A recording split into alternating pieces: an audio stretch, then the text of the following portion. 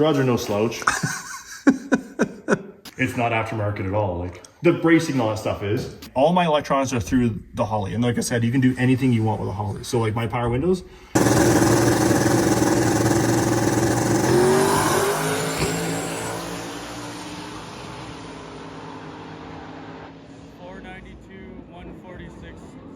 Okay, buddy. Lil Merm. Yeah. So, yeah, like this thing was nothing more than just a bad idea that was meant to go kind of fast. Well, I had a 4-door Skyline import that I raced forever. And then I took the track and I went 1003 or something like that. In Skyline. Yeah, when it just had like regular like lap belts and everything like that, and the track's like, hey, like, you can't race this thing yet. Okay, so, Right.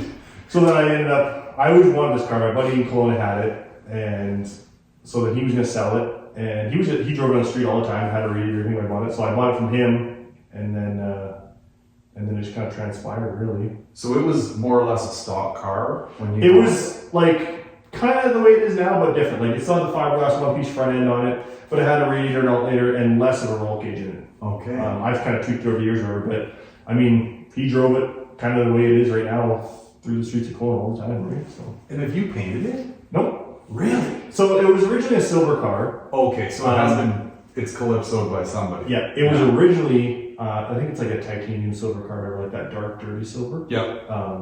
I know that because when I pulled the quarter windows out when I had the cage, it was still silver underneath. But They just take this is a 30,000 mile write-off from Arizona. Oh, really? So it's a low K, like rust-free years.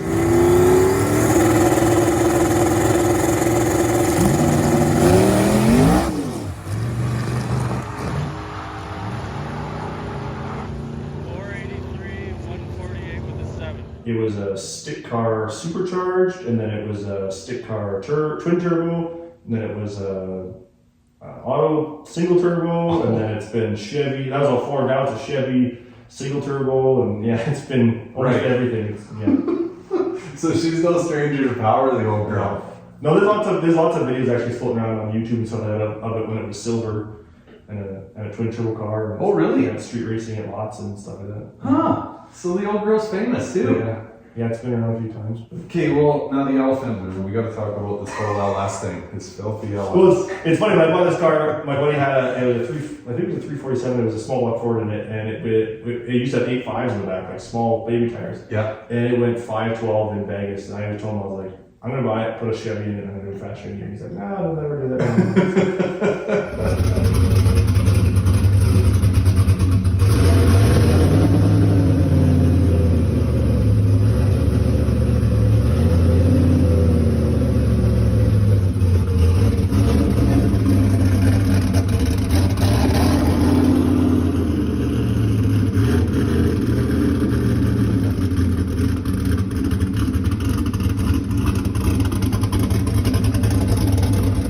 I like keeping it small block Ford and stuff like that, but it's just this shit's easier and it's cheap and just way easier to get, right? Like I don't think anybody can argue it, buddy. Like it really truly is. It's just it's easy to go back and forth in the forums and with your buddies, right? Like my silver car, that's a pure 5 speed. I would never change it. Everyone's like, oh, swap it. I was like, no, like there's nothing better than a 5 liter, right? Like this sound awesome. Yeah, but for racing, like. I have like almost 10 grand in this motor, and it makes 1,600 horsepower. Like, I mean, so and this is the original unit that you threw in it when you said let's go LS. No, I've had a few of them. Like I've moved quite a few of them, which is one of the beauties of an LS. Yeah. Like I literally go racing. Used to go to Thunder Mountain. Oh yeah. I used to race there at the streetcar shoot and stuff, and go there and you blow up a motor or bend a push rod or this that, and come back and you'd spend another $500 and just put a whole stock motor in again. Right. Yeah. Huh. I have a collection of just rod, like, cause it'll usually just bends a rod and then it knocks and they pull it out and you change the rod and then put it back in, go race again, whatever. I always say that, I swear to God, when the LS was born, they locked GM engineers in a room with pizza and old hot rodders and said, look boys, everything that you want to change about small block Chevy, do it and make it better. Yeah. And that's literally what they did.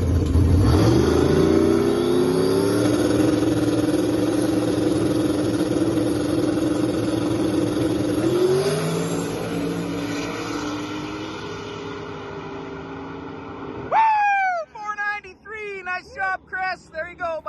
I was asking you about this before we started filming, but like this whole concrete in a block, I was scratching my head on a podcast going, fuck boys, you got me out over my ski tips here. I don't know what this is all about. I said, I can't imagine that people are using concrete in a block. Yeah. And you were saying, no, there's actually a product for doing this, Yeah, right? hard block or whatever, or liquid aluminum. But yeah, Right. they say a lot of guys say concrete because back in the old days, like the 60s or whatever, the guys would just put concrete in it. Right. And it kind of looks like a concrete, but it's a lot very finer, right? It does, and it almost like feels like it. Yeah. But obviously you're not throwing gravel in it as a binder. No. It's all sand and shit, right? Yeah, no. Huh. But So, and that stiffens her all up. And I mean, outside of that, like... it keeps the not like hot spots and whatnot. And, you know, like if this concrete or whatever you want to call it wasn't here, this would have just Blown right out. the side, right? So, Wow. and then kind of keeps the sleeves from, like this from expanding, the sleeves getting looser. Right. But Unreal. So, and you said this is out of an Avalanche? yeah, I think something like that. It's an LC9 LS, Okay. 2004 and newer. Right. But yeah, it's funny because like I built the thing and like the car like inside's pretty nice, but like I didn't even care. I didn't even paint the thing. Like it's still this Right. shitty GM dirt. Yeah, whatever she picked up in all the Canadian winters, she went And then- through, hey? Like there is some massage work. Like I had to clearance all the block a little bit for the rods because the rods are so big. Right. But Unreal. yeah, just gonna take it to the machine shop this week and get it Tightened up. ready for next year. Okay, so like, how many passes do you have on this block here? I don't know, 100 or so. Really? Well, in this configuration, when it was a stock block, it probably maybe close to 200 passes on it. Is that right, hey? Because I ran this in stock form, and like you can see, there's a bunch of like nicks and gouges here when it's blown up a few times. Ran some shrapnel through it, but Unreal. yeah. Yeah, like you just can't argue it, right? They 6-bolt mains, right? Like Totally. 4 here, 2 on the side. Like, Yeah. just strong and cheap. Yeah, totally, The right? aluminum, like you know, this is 100 pounds lighter than a steel block. Totally. The cast LS ones, which Yeah. I ran those for a while too. But then when I started racing more competitively, you want to lighten it up. So Yeah, shave 100 pounds here, there, whatever, right? yeah. Unreal. Because, yeah, this is some pretty serious hardware you got going on the bench, too. Yeah, the rods are no slouch. Unreal. little bit bigger. I probably have a stock one around here somewhere you can compare it to. They're like double the size, but Yeah. I always ran a stock crank forever too. This is an aftermarket crank, but I mean the stock ones you can run 1,000 plus through them, no problem too. It's wild how overbuilt they are, Go hey? through a few spark plugs. Right. Yeah, buy stock and NGK, hey? Yeah. Like I still have a stock LS starter on it, like, Right. and then just a power glide transmission, 2-speed. Right. Just got that back. My buddy up in Edmonton rebuilt them, so he did that. And But obviously built for war. yeah, it's all aftermarket. Yeah. Housing and sensors and all that jazz. Right. So. Unreal. And then so I don't have a tranny cooler in the car, so this is what this cart is for. Like I have these fittings here. This is the charges the battery. Yeah. These connect to fittings on there, and then we got the transmission cooler, filter, all that stuff here. There's a pump in there. When you come back from a pass, you just plug those two in, and this cart circulates the transmission fluid and cools it off. No kidding. So then you can have the thing, ice cold by the next pass you gotta go. Huh. No doubt. And like, are you packing an external fan or like are you just depending on There's a whatever fan the here. weather's? Oh, there's one a fan behind. here. Yeah. Oh, cool, dude. So just built this from Amazon. Like this is a 12-volt converter from Right. 110. It's got a fuse box there. There's a pump on the bottom, tranny cooler there. I filter it, just might as well. Yeah. And then this is the battery charger. Huh. And then it's got and then the air compressor down there too, because I have like the Pro Jacks for lifting it. Yep. So then you got this leads here. Right. Those plug in and this plugs in, and then I can show you the color. How slick is They that? just plug in right here. No kidding. So what, pull your fiberglass nose cone off and plug her in and go. Yeah. And then it Oh. cools the transmission off. Yeah, see, this is shit I know nothing about, dude. Like this is... I can show you underneath before you write it down. But Sure. yeah. So this is a stock diff. Well, not stock, but this is a stock Ford 88 that's just been beefed up. But I mean, Right. it's not aftermarket at all. Like the bracing and all that stuff is. Yeah. A buddy of mine out of New York owns Kinetic Raceworks. Okay. He builds all these bracketry and stuff like that. So he's sending me. We welded it all on, and Right. so it shock sensor. So this data logs that you see, which tells you how far your shock's extended. Oh, cool. So it's funny with this type of stuff, the radial stuff we have, like you can't even get your finger, like this thing's fully compressed. If you drove this on the street, it'd be the roughest ride in the world. Right. But when you look at a car, it doesn't. Most people think that a car's got to like squat and let go. Yeah. If you watch these cars, they extend. Right. Like, this car will actually, when it launches, this whole rear end will separate, and that's what we use these for, is to measure how much it's separating. Okay. That's wild, buddy. So, you can adjust all the bars and all the different holes here for the geometry. Right. These are CO2 canisters, so you pressurize these for your spring rates and stuff. Okay, yeah. So like the stock tubes, like you say, stock 8.8, yeah, just shortened axles. Yeah, it's beefed up. Yeah. The thing's all the body on the self is factory. It's been mini tubbed. Right. But yeah, like in the rear bars, but like this is all factory bumpers. The floor, it used to have, when it was street driven, it used to have big water tanks back here for the intercooler, because it had a water air intercooler. Okay. And the radiator and stuff like that. So now it just has a puke tank back here. So I put carbon fiber floor in the back here. But from here on forward, like this is all factory floor still. Right.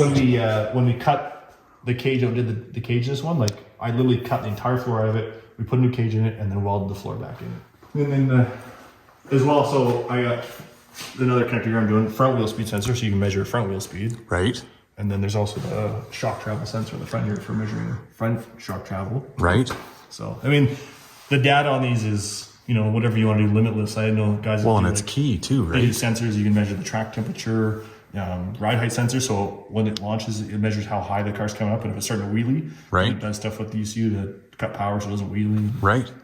So now my buddy was telling me something about his car that, so this is Matthew there in Calgary, Tech Motion. Yeah. Mm-hmm. And it was something to do with how he was measuring his wheel. I want to say, would he have been measuring this wheel versus that wheel due to like how the car wanted to twist? And I mean, you're obviously losing whatever reading you're getting off the wheel that's lifting, right? Yeah. So, and like this has a Holley Dominator in it, and you can literally, like I run everything through it, like power windows, the whole nine. So you can literally do anything you can think of, you can do. So like you can take the front wheel speed versus the drive shaft speed, which is essentially rear wheel speed. Yeah. And you can set up in the Holley map. So it says, if my front wheel speed is 10 mile an hour slower than my rear wheel speed, it means the front end's on the ground. Right. Cut power out of it. It's doing a wheelie. Or it's, you're going to an airport, you're going to do like a no prep race or whatever. Well, the back tires are spinning. So the back tires are going faster than the front ones. Cut power, right? So right. It's like traction control in like a modern car, right? Right. When you're spinning the ice, it cuts it out. We can design our own systems, more or less, right? Unreal, dude. Yeah. Huh. So this floor's been all out of it, and and obviously integrated into this cage. And you can kind of see, like, this is the front frame. It had shitty subframe connectors that used to be bolted or welded to here. Yeah. So I mean, it's not the cleanest underneath here still, but it's nice and clean. These are the subframe connectors we now built that go through and connect to the bar. Right. This is the main hoop bar. Right. It has a what they call 25.3 roll cage in it now, which is, I think it's good for 650 or 7. I think it's 650 in the quarter. Okay. Which this car will never go that fast, but right. It's got all the bars in it, but so I think everything up here is like stock tower still. The firewall's all mostly stock. Yeah. Just added a bunch of shit to it, more or less, really. Yeah. Wow. So these two fittings here go to the valve covers, and the tubes go to the breather tank in the back there. Okay. These are all wired for your exhaust temperature. So each cylinder, I measure exhaust temperature, EGTs. Right. So they all plug in there. So everything's kind of designed just to kind of like unplug and pull out. So like you really put the headers in, plug those in, done, right? Yeah. This whole wiring harness, I have these like mil-spec style connectors, so they all twist out. The whole wiring harness would come out if you wanted to. Beats the hell out of the salt and pepper shakers. Yeah. Holy Christ. Full fire system, that's what these nozzles here are for. Okay. There's one here and in the car, so if you ever have an issue, you just pull it and you can have the fire system go off for just the engine or just inside. So when is that? Must be a mandatory thing too, hey? Because this car runs on methanol, so you have to have that. Okay. So. Wow. Yeah. What's that brake booster out of? It's Master, sorry. It's an aftermarket one, just a manual style. Huh? It used to have like someone put one out of just whatever they could find here. So then that's a strange one I bought as a kit. Right. It's relatively cheap stuff. But right. Yeah, same with the lower control arms are from that same Kinetic Raceworks guy. Pretty stuff, hey? Team Z, K-Member, Strange. So it's got spindle mount wheels on it, so if you look, there's no lug nuts or nothing. Okay. So that's like dragster stuff. Right. Cutting weight out of it. And rolling resistance or whatever, but... Yeah. So yeah, it's got like a single piston front wheel caliper on it. Like, yeah. Unreal. Same thing, like more data, like this thing goes here, plugs into the cylinder head, and you measure the engine, because it doesn't have coolant, so you don't know how hot it is, so this measures the head of the cylinder head. Right. So you got cylinder head temperature. This is where the battery plugs in, tranny cooler plugged in there, and then just lines and shit. The turbo usually mounts here. Right.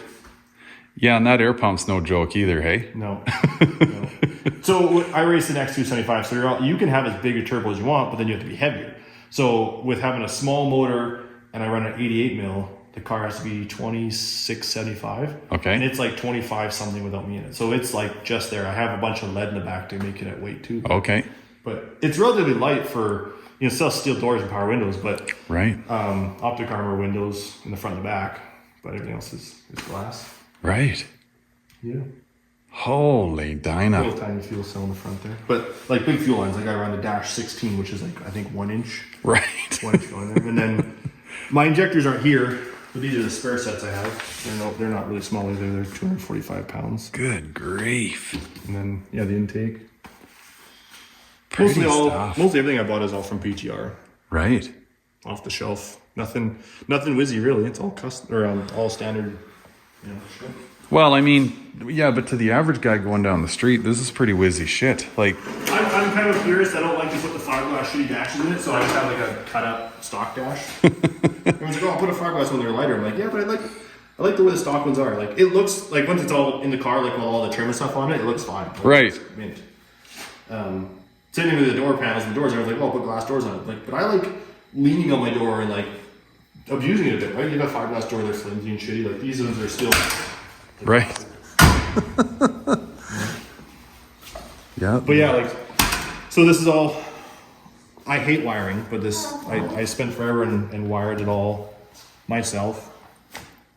Pretty much everything anything that's done in this car I did myself, other than the fabrication. Right. I'm not a fab guy, I don't know how to weld. I mean, I could weld, I can make something stick if I had to, but not enough to build a car. Yeah. Yeah. But that's awesome, buddy. Yeah, and I mean, obviously don't go out for ice cream in this thing, but if you wanted to, you could. When I first bought it, I used to street drive a bit, but it wasn't comfortable because like that's the front exhaust pipe. So it has dual 5-inch exhaust to pull in the front. And it's not loud, but it's just, the cops in the city, you're just bound to get in trouble, right? Totally. So it's got a parachute on the back, and it's got dual 5-inch exhaust on the front, and you're asking for trouble. yeah, and everyone that pulls up next to you, they want to race you and all this crap, and it's like, it's just, for what, right? So yeah. yeah, so these are the fire bottles. These two are for the engine transmission. Okay. And then it has one down there that falls, you can see goes on the dash, and that's just for myself. Okay. So then there's a two up here, so you can pull one just for the engine, one for just you. Right. Then there's the parachute lever up top there. But so yeah, you can see it's got the full halo for the funny car, and then the whole roof is X'd, and then the bars to the floor you can kind of see. But it's pretty stuff. yeah. So, and all because you wanted to just go fast in a Fox, and now this is what you're into. That's like the biggest joke. Is like you keep spending more and more money to spend less time in it. Right.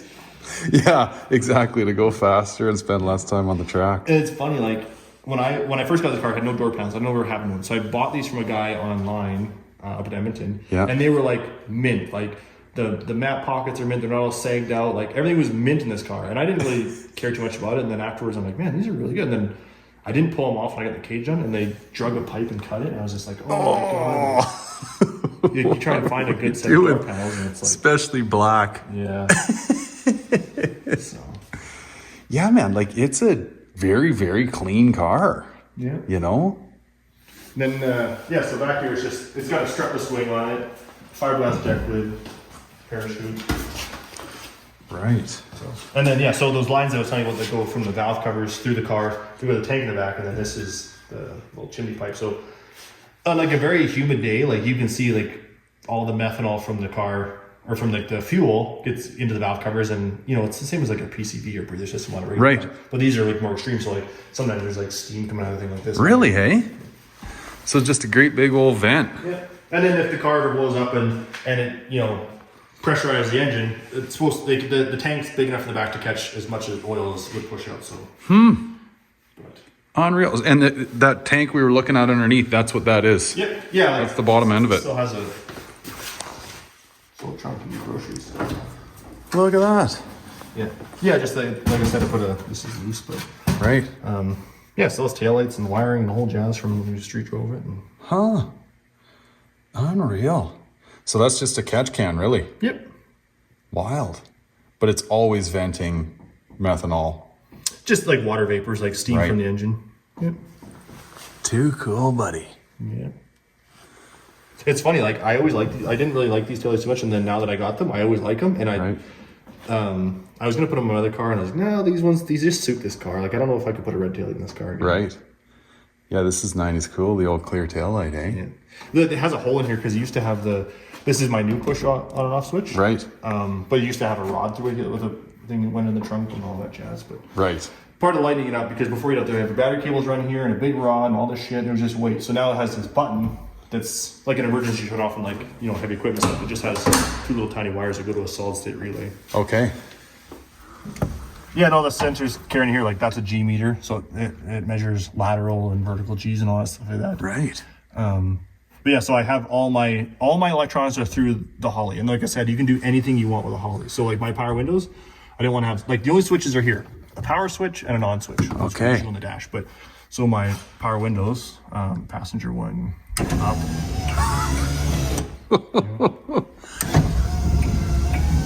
No shit. And then headlights and all that stuff are all controlled through here. It shows you all your fuel pressure, everything like that. And then you can change screens too, like if you have different Right. ones set up. But yeah. And then when the dash is all in here, it's all enclosed in like the stock style dash. But and they do that with all the Foxbodies too. Like you can get the big. This is an old dash, but you get like the pro dashes, and they fit in there, and the guys do the backgrounds like they're the stock dashes. Right. But yeah. Yeah, it's a cool system. I've actually never farted around with one personally, but they sure look neat. Yeah. They're like, I mean, this one's a little extreme for the wiring you have in it because I have so many sensors and stuff. But yeah, this is a pretty wild cool. board here, buddy. Yeah.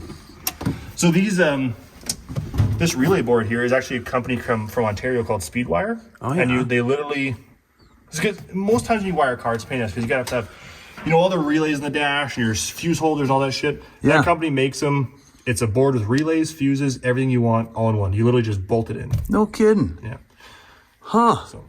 Yeah, that's slick. Same with that front board. That's from a company called Leash Electronics. Yeah. It literally has every sensor in the car is plugged into that one board, rather than having them all plugged into different areas and power wires and shit splicing everywhere. It's all just plugged into one. So tried to simplify it as much as I could when I did it. But yeah. Well, I mean, it looks obviously super confusing when it's all plugged in and laid out like this, right? But yeah, when you're running one system at a time or one sensor at a time, I mean, yeah, just take your time and wire up, right? It's like something's wrong. You know, a lot of guys will put it all into the dash and hide it, but I just, you know, there's no passenger in my car anymore, so I would just put it there. And it's like, if you got a problem, it's like you just open the door. It's like you trace it. Yeah. You know, all the wires I used shrink tube label maker, so every wire is shrinked with whatever it is. Same with like I think I did them here too. Some of them here I didn't do as much, but yeah, like this one, like cam sensor. Right. You know, all these are TPS, IEC, all these like fuel back pressure, fuel pressure. Well, yeah, when all hell's breaking loose on the track, right? Yeah. And you got people helping you, and sometimes Yeah. you know you got a buddy coming to help you that's never worked in the car, never seen shit. It's like, hey, you know, unplug this or do this. It's like, I don't know which wire is it. Right. The one that says cam on it. Yeah, that's pretty much the whole exhaust system as well, just laying there. Yeah. Yeah. Yeah, and then you can see those headers have the EGT probes all on them still Right. plugged in. But Okay, and you, like you're saying, yeah, you're monitoring each cylinder temperature. Yeah. So with methanol, you want to stay within a certain temperature, or else you get, you know, melty. Right. So Things like to let go. yeah, Are these an off-the-shelf header? they're actually like a Flowtech from Jags or whatever. Some I think they were like $180 or something. Really, hey? Nothing fancy, you know. Some guys will buy out the, you know, the $1,000 stainless works, whatever ones. Yeah. And just got them coated. Well, that I actually use that VHT like spray bomb shit. Really? And those things have been like 1800 degrees.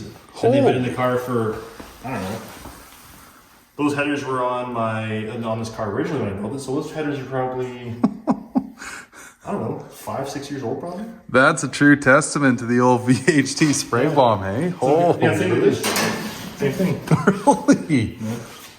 Yeah, and obviously that's been red hot before. Yeah. So these are Black Sheep Industries, the wastegates and this flange, whatever. They're a company out of Edmonton.